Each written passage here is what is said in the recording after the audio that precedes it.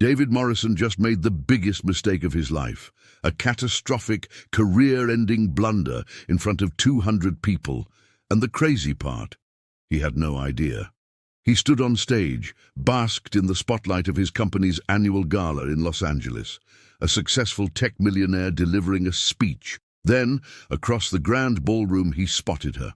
Emma, his ex-wife, the woman he'd left 5 years ago because, in his words, she lacked ambition.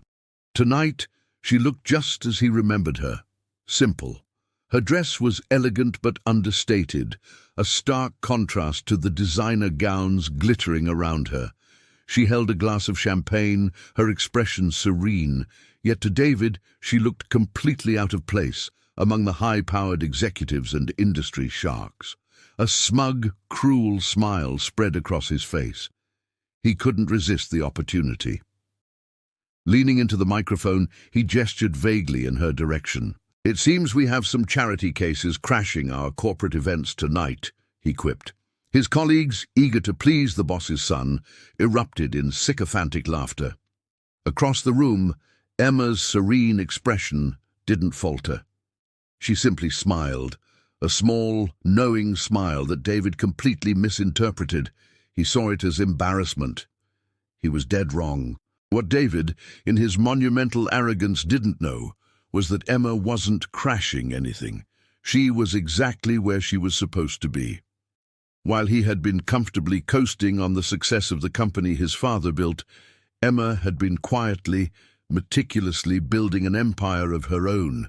After their divorce, she didn't just wallow in heartbreak. She took the settlement money, a sum David considered a mere pittance, and invested it in herself. She went back to school, earning a highly competitive MBA from Stanford. Armed with knowledge and a burning drive David never knew she possessed, she founded a tech startup from her small apartment. She poured her heart and soul into it, working 18-hour days, fueled by coffee and a desire to prove not to David, but to herself, what she was capable of. And it worked. Her little startup grew. Then it exploded. Just last month, it was acquired for an eye-watering $800 million, and the company that bought it, a massive venture capital firm, the very same firm that, in a recent quiet deal, had just acquired a 51% controlling stake in David's own company. Emma wasn't just a guest at this gala. She was here for the official acquisition announcement. She wasn't crashing the party. She owned the party. Just as the laughter at David's cruel joke died down, the company's current CEO, a man David had known for years, walked to the microphone. The room quieted, expecting the usual end-of-year pleasantries. But then, the CEO said something that sent a jolt of ice-cold dread through David's veins. "Ladies and gentlemen," the CEO began, his voice booming with excitement, "it is my distinct honor and privilege to introduce our new Chief Operating Officer. She will be overseeing all of our subsidiary companies, including this one." A dramatic pause hung in the air. David felt his heart hammer against his ribs. The CEO beamed. "Please join me in giving a warm welcome to Ms. Emma Chen Morrison."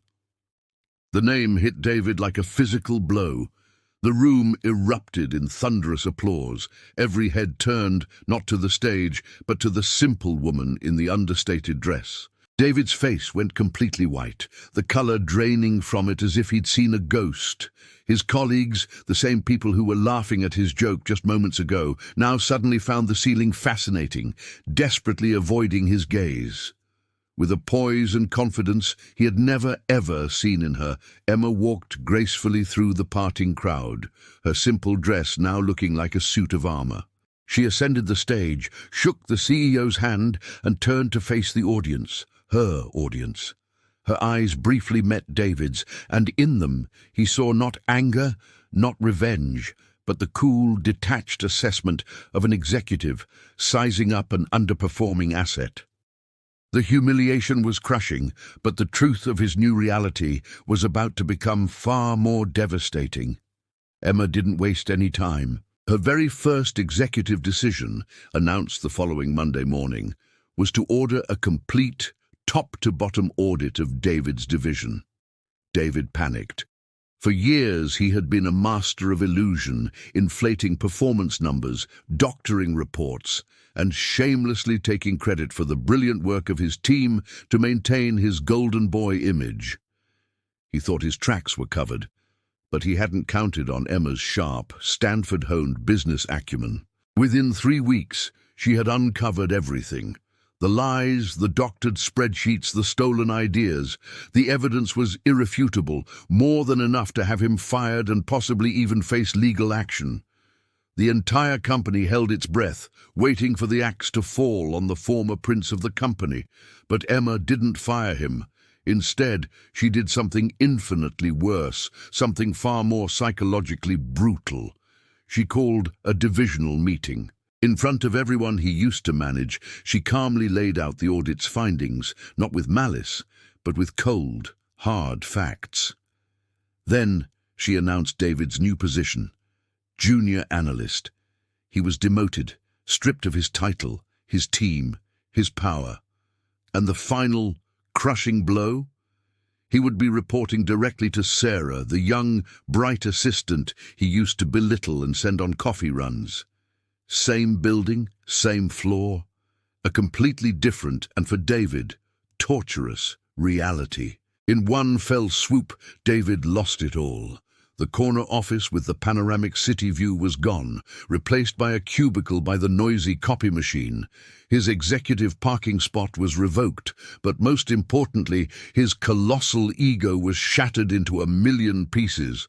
Every single day became a living monument to his own arrogance.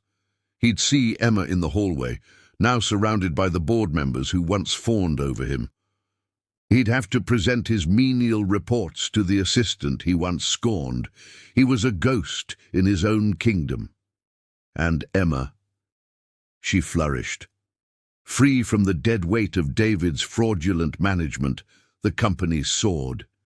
She streamlined operations, championed real talent, and fostered a culture of integrity.